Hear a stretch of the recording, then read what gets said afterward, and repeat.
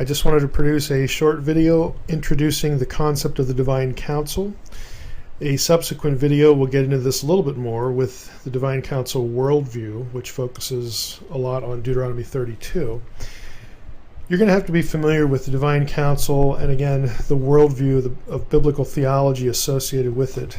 Because, again, I'm not going to be stopping to explain everything, explain this concept and what stems from it in my weekly sessions on Naked Bible Podcast. So it's going to really help if you have this in your head, you understand it, at least again to the brief extent that I presented it here, because I will build on it in those other weekly installments. So let's just jump in here briefly. We're going to start in Psalm 82. This is sort of the go-to passage for the Divine Council. We read in Psalm 82, we're in the ESV, God has taken his place in the Divine Council. In the midst of the gods, he holds judgment. Now notice that God is in blue. I've clicked on it in my software. That's why the column here is blue. Underneath the word translated in English, God, is the Hebrew word Elohim. Nothing unusual here. Elohim is a very common term for God. If we go, though, to the second half of the verse, in the midst of the gods he holds judgment. If we click on that and look and see what is in our Hebrew Bible, that is also the word Elohim. So 2 times you have the word Elohim in the same verse. The first occurrence has to be singular in translation because this verbal, it's a participle, has taken his place or taken his stand. It's singular, and so that requires the subject that goes with it to be translated singular. So God. But here, gods, that comes after the prepositional phrase in the midst of. You can't be in the midst of one. It requires a plural. Plus, if we look down in verse 6, where God, this is the same psalm, Psalm 82, verse 6 now, God is addressing the members of his divine council, the members of the heavenly host, and he says, I said, you are gods. Click there, again, Elohim. Sons, sons is obviously plural, right here. Sons of the Most High, all of you. Again, it has to be plural. The second occurrence must be plural. There is nothing else it can be. And they're also not people. He says, nevertheless, like men, you shall die. And this isn't the normative thing that you would say to an Elohim. If we look here in Psalm 89, we see again that, the Elohim members of God's council, back here, called the sons of God, the sons of the Most High. The Elohim members of God's council are not people. They are not human beings. But incredibly, that's what you're going to hear and see in a lot of churches, study Bibles, commentaries, whatnot, especially if they're evangelical. They want to avoid the text at this point. This is why I like to take people to Psalm 89. Now, if you want a real detailed, lengthy refutation of what I'll call the human view of Psalm 82, again, the cheating view, you can go to my website, drmsh.com, and click on the part where in the scrolling window there for the Divine Council. You could go to www.thedivinecouncil.com and get lots of articles there that take you into all the gory details about why that view is incoherent. But I just like to take people to Psalm 89 because if you read it, we have here the assembly of the holy ones. Okay, we know what that is. It's this divine council again. And guess what? It's in the skies. It's not on earth where people are. It's in the skies. And the psalmist asks, who among the heavenly beings is like Yahweh? Heavenly beings, B'nai Elim. Again, the divine council is in the spiritual realm. It is not in the earthly realm. It's in the heavens, quote unquote. Again, that language that the Bible uses for the spiritual place, the spiritual world. Again, this is not a council of people running the affairs of the world from the spiritual world. It makes no sense at all and has absolutely no biblical support. But if you look at Psalm 82 and Psalm 89 here, you might start to think, well, that just sounds like a pantheon, like polytheism or something like that. Well, that's why I've devoted so much time to Psalm 82, to explain what's going on here. Now, this slide just takes you through different occurrences, and we'll get to what's going on in Psalm 82 in a moment. But here you have, again, some of the same terminology, the B'nai Elohim, B'nai Elim, sons of God. You could click out to these passages We'll just go to Psalm 29, verse 1. Ascribe to the Lord, O heavenly beings. If we click on that, we've got B'nai Elohim again. Ascribe to the Lord glory and strength. Again, the psalmist is demanding that the other inferior divine beings that are around, that he knows are real, that they worship the Lord, the unique Yahweh, the one who is superior and incomparable. Again, these beings are real. We're not talking about cartoon characters. Oh, worship the Lord, Batman, or Superman, Donald Duck. Again, if you try to substitute what the text actually says, other spiritual beings in council, in an assembly or a host with God, taking orders from him, if you try to deny their existence and then just say, well, they're idols or something, well, guess what, folks? There's no group of idols in the skies, in the spiritual realm, taking orders from God. Other passages that have God creating the members of the heavenly host, the other gods. God is not an idol maker. They're not people, they're not idols, they're spiritual beings, and they're also not cartoons. They're real. Other passages have God among or above the Elohim or the Elohim. Again, if these were just cartoon characters, it's not any item of praise to say God is greater than Mickey Mouse or Santa Claus. Okay? It just strips, it guts praise passages like in these Psalms here that glorify God above these other beings. If those beings don't really exist, it turns them into nothingness and absurdity. Let me click out here to Deuteronomy 32:17. I think this will help make the point as well. Now this is the Net Bible. We read, they sacrificed, they as the Israelites here in the context. This is a chapter in Deuteronomy 32, one of Moses' sermons to the Israelites about their history. They sacrificed to demons, not God. To gods they had not known. To new gods they had recently come along. Now the first two of these we have here, we have Shadim, demons. Again, these were regarded as real spiritual entities. Paul in 1 Corinthians 10 quotes Deuteronomy 32:17 when he talks about demons. He believes they're real. Okay? If you're not going to believe they're real, then you have to deny what Paul says. Paul was wrong. Well, he wasn't wrong. Okay, they sacrificed to demons, not God, Eloah. This should not be translated plural, like they sacrifice to demons who are not gods. You have other translations cheat like this. Let's just go up to, let's go to the ESV. ESV has a poor translation here. They sacrificed to demons that were no gods. If I click on this, we have Eloah, which is a singular noun. It is always singular. This is a cheating translation. Again, to get away from what the Hebrew text obviously says.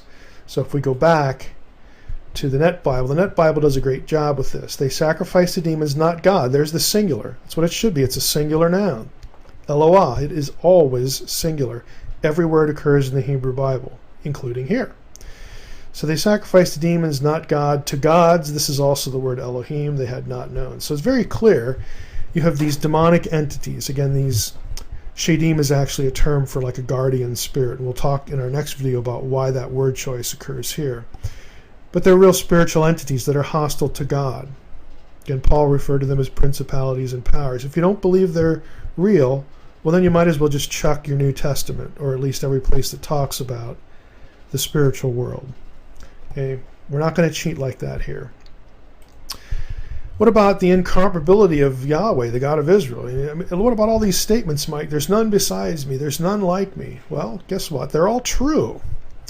The phrases are not denials of the existence of other Elohim, though. They are statements of the incomparability of Yahweh. Yahweh is different in some way, actually several ways. He is species unique among the Elohim. There are none like him. He is alone in what he is. But how do we know that? Well, there are passages that talk about incomparability. The denial statements, in fact, occur in the same chapters as books that refer to other Elohim. Deuteronomy 4, Deuteronomy 32. We'd only need to look at Deuteronomy 32 because we just looked at verse 17 that has the gods as real spiritual entities. Well, those same passages have God saying things like, there's none beside me. It can't mean that the other ones don't exist. I actually like these two references in Isaiah and Zephaniah because the same denial phrases, there's none beside me and all that, are used elsewhere, namely these two passages where denial of existence just is not possible. Let's click out. You'll see what I mean. Here we have, go up here,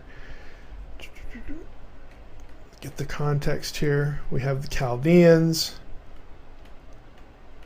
We're talking about Babylon. Okay, Babylon is being addressed, and you come down here to verse 8, and Isaiah says that this is the way Babylon talks about herself. Who say in your heart, I am, and there's no one besides me. Well, it can't mean that there are no other cities on the planet, can it? It must mean that Babylon is saying, I'm incomparable. Okay, the point of the phrasing is not the denial of the existence of what you're comparing yourself to. It's the fact that you think you're incomparable.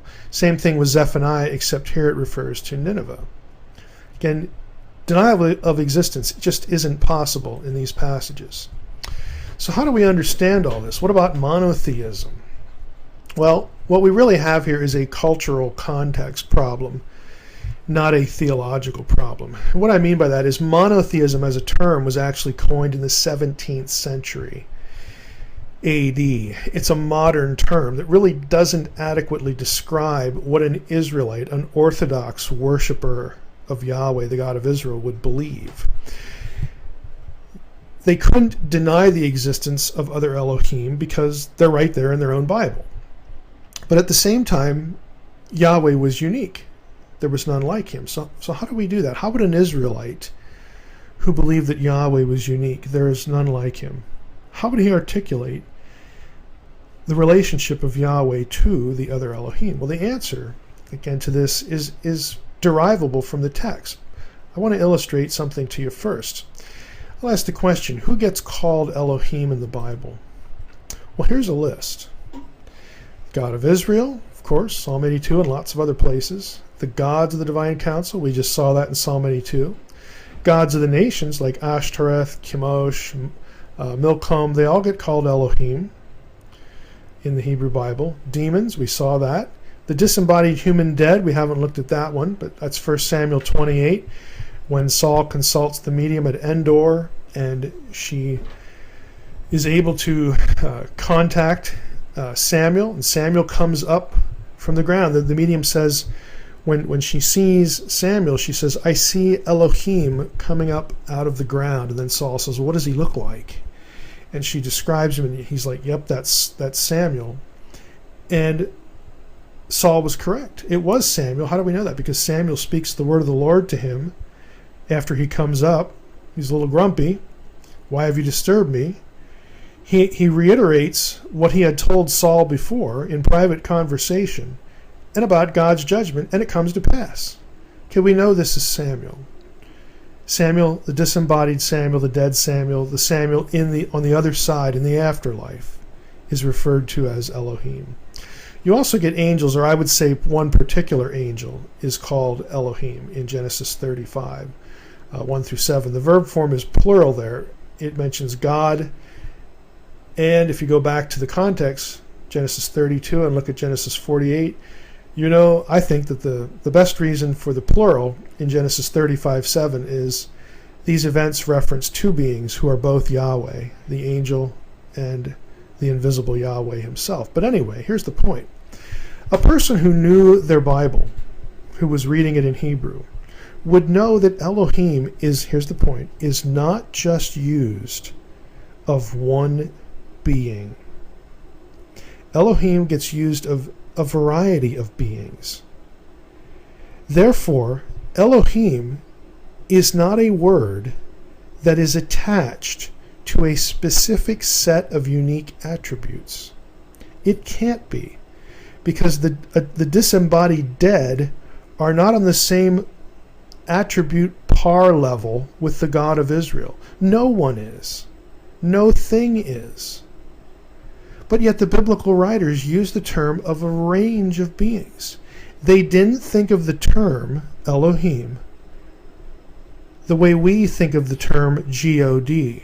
See, when we see that, we immediately mentally assign a specific set of attributes to that word, and then think, well, there can only be one of those. That is not the way the biblical writer thought about the term. The biblical writer heard Elohim, and they didn't think of attributes. They couldn't, because not all these beings share the same attributes. So what did they think of? This is what they thought of.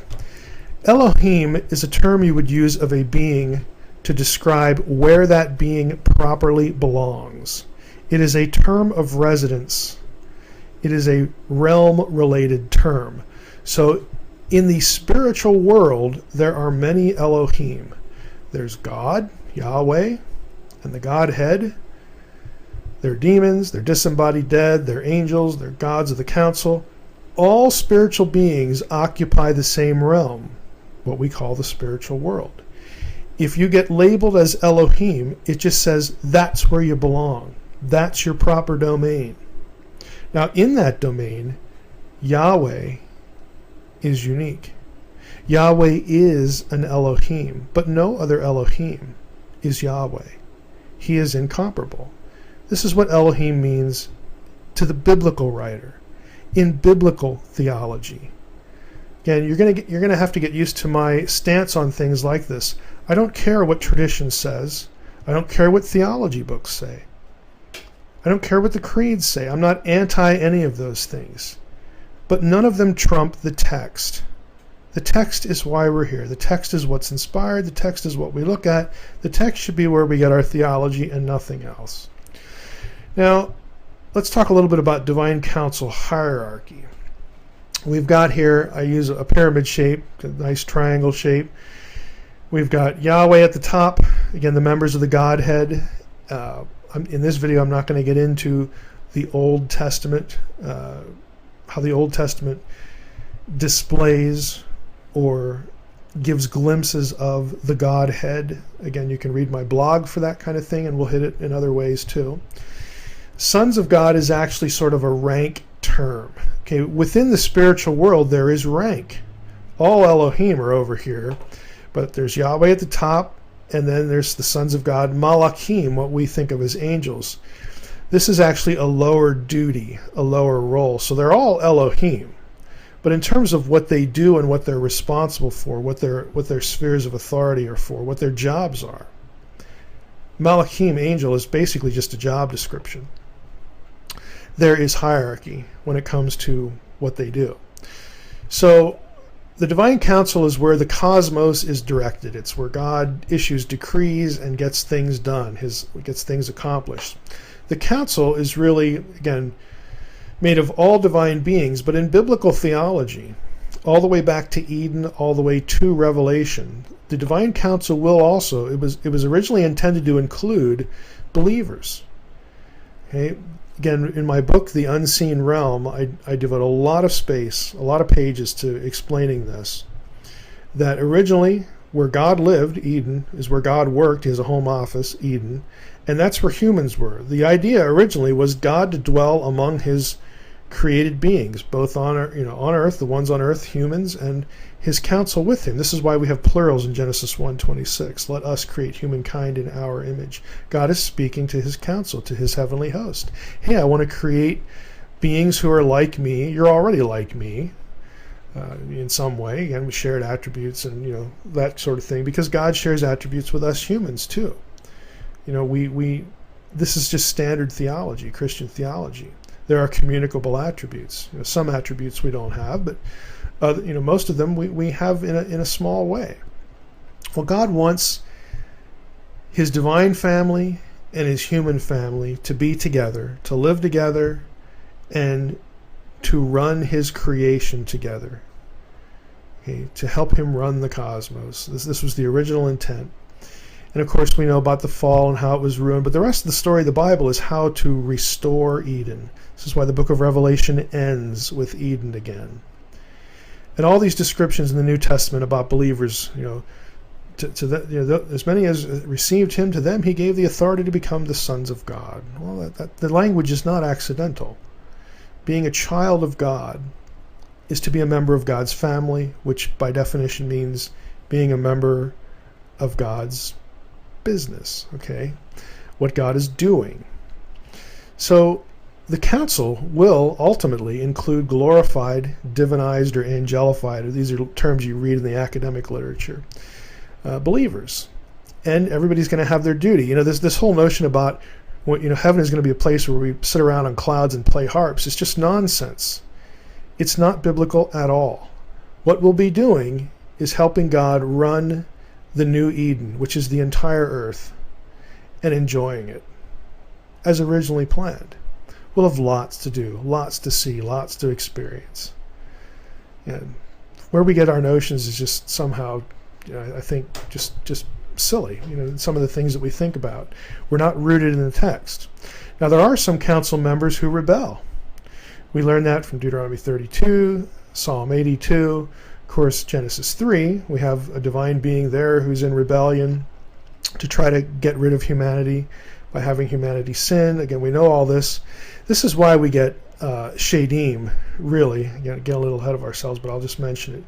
Shadim is sort of a territorial guardian entity.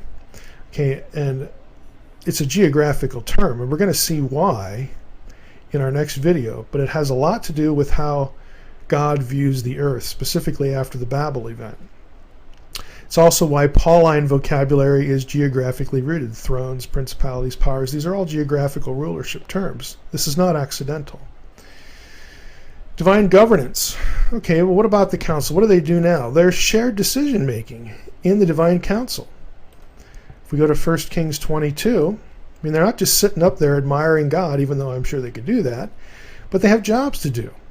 So this is the account of Micaiah, the prophet, again with Jehoshaphat, trying to decide, should I go up with Ahab, into this particular battle? And, they bring the prophets out and they all say, oh yeah, go up, you're going to win. And, Ahab, of course, doesn't trust his own prophets. Jehoshaphat has enough sense to ask, hey, isn't there a prophet of Yahweh around here somewhere? And Ahab says, yeah, there is, but I hate him because he never tells me anything I want to hear. And so they summon Micaiah, and Micaiah, sort of mocks him. He tries to make it sound, he mimics the previous prophets, the false prophets. Oh yeah, go up there, you're going to do great. And the king of Israel says to Jehoshaphat at that point, didn't I tell you he would not prophesy good concerning me, but evil? He knows Micaiah is lying. He knows he's just being uppity, sarcastic. And Micaiah said, therefore hear the word of the Lord. Okay, I'll tell you what's really going on. I saw the Lord sitting on his throne, and all the host of heaven standing beside him on his right hand and on his left. And the Lord said, who will entice Ahab, that he may go up and fall at Ramoth Gilead? And one said one thing, and another said another. Then a spirit came forward and stood before the Lord and said, I'll entice him. What's God's response? The Lord said to him, by what means? And he said, I will go out, and I'll be a lying spirit in the mouth of all his prophets. And then God replies, God says, you are to entice him, and you shall succeed. Go out and do so. Now this gives us a little mirror into how God runs things. Does God need help? No. But he uses the beings he's created. Think about yourself. Think about us. Think about the church. Think about believers. Does God need us for evangelism? Does God need us to do anything? No, but he wants to use us because we're created like him. Again, this was the original intent, to work for God, work with God. It's not a question of need. It's a question of this is what God wants. This is the way he wants it. And so you have a glimpse in 1 Kings 22 of how God runs things. God has decreed that Ahab is going to die. It's time for Ahab to go. And then he allows these lesser spirits, members of his heavenly host, to decide how to do the job. There's no question that Ahab's going to die. It is time for him to go. But God says, how do we want to do this? Now, if he would have heard a terrible idea, he would have said so. Well, that isn't going to work, because God knows all things real and possible. But one steps forward, and God allows him to participate. He says, I have an idea, let's do this, this, and that. And God says, yeah, that'll work. Go get it done. Again, not everything is decreed in stone. Okay, we'll come back to that thought. You get another instance here, divine participation by lesser beings in Daniel 4. We have here, let me make this a little smaller so we get a little more text on the screen. 4:13, we have here, I saw in the visions of my head as I lay in bed, and behold, a watcher, a holy one, again, one of these spiritual beings, come down from heaven. He proclaimed loud and said, let's chop down the tree and lop off its branches. This is Nebuchadnezzar's vision of this tree. And he wants to know what his dream means. If we go down here, let's see here. We have a watcher and a holy one. Verse 17 says, when he tells him what it means, let his mind be changed from a man's, let a beast's mind be given to him. Nebuchadnezzar is going to go insane for a little bit. 7 periods of time. And look at verse 17. The sentence is by the decree of the watchers. The decision by the word of the holy ones. So they had a part in coming up with this decree, coming up with this plan. Well, what's the point? To the end that the living may know that who rules? That the Most High rules the kingdom of men. I mean, they didn't arrive at this decision independently of God. I think it worked like 1 Kings 22 does. God decides something, time to punish Nebuchadnezzar. What are we going to do? What do we think is appropriate? And he gets some ideas, not because he needs them, but because this is the way God wants it to work. He likes using his creatures. He likes using us. He likes using divine beings too, who work for him. The sentence is by the decree of the watchers, plural. Decision by the word of the holy ones, plural. Why? So that the Most High can be glorified. If we go down here to verse, let's see here, right here. In verse 24 it says, it's a decree of the Most High. So here we see the other side of the coin. Again, God decrees, but yet his divine beings, the members of his council, have a genuine participatory role. We say, well, I thought everything was predetermined. No, I'm sorry, but it's not. I shouldn't even have to show this passage, because if you just think about the phrase, very familiar to theology books, I want to say almost universally, but God knows all things, real and possible. Well, that should tell you that if God only knows possible things, if God knows possible things that are not real, then those possible things cannot be predestinated because they don't happen. If you look at 1 Samuel 23, I'm not going to read through the whole story, but this is the kind of David and Keilah, or David at Keilah.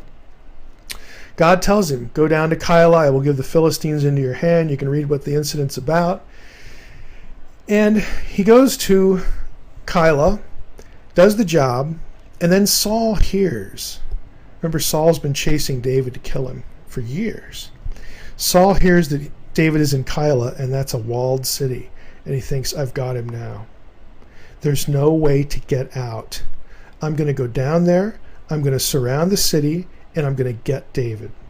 Well, somebody, again, we're not told how Saul finds out, and we're not told how, necessarily what the chain of information is, but someone gets wind of that Saul is coming down to Keilah, goes and tells David, and then David needs to talk to God. So David knew that Saul was plotting harm against him, and he said to Abiathar the priest, bring the ephod here. Again, that's the tool by which they would communicate with God, among other things, like Urim and Thummim. This is probably what the ephod means. The Urim and Thummim was in the priestly garment, the high priestly garment. Then David said, O Lord, the God of Israel, your servant has surely heard that Saul seeks to come to Keilah to destroy the city on my account.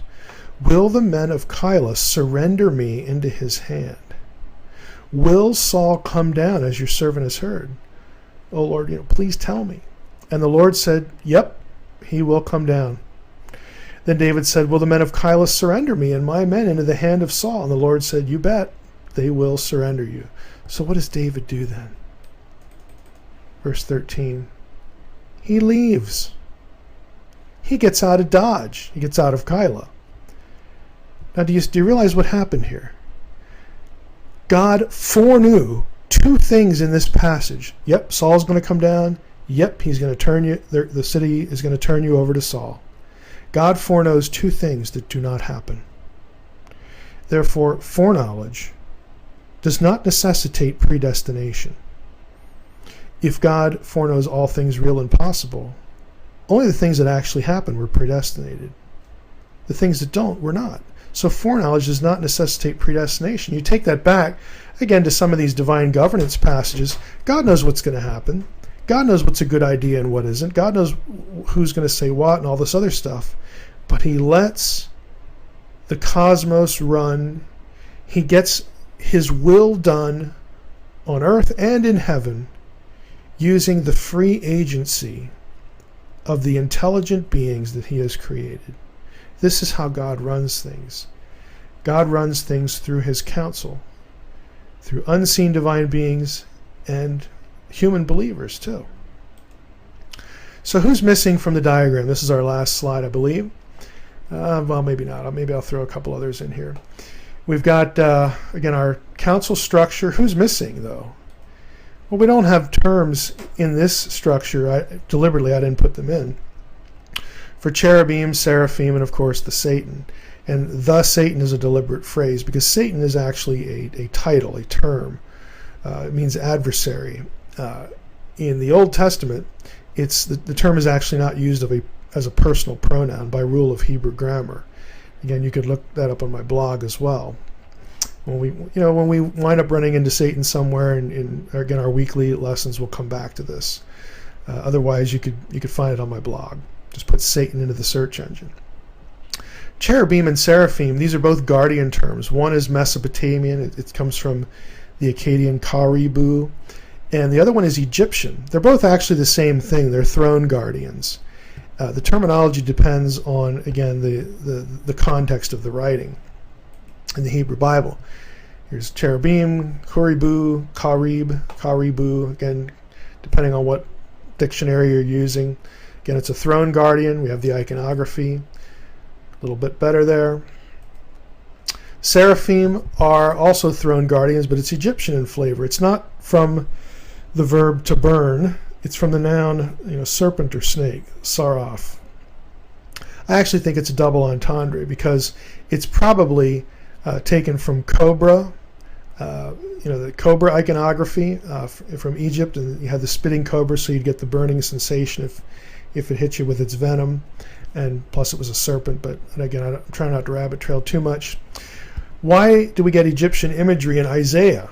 Why do we get seraphim in Isaiah and not cherubim like we get in Ezekiel? Ezekiel, of course, is Mesopotamian in context.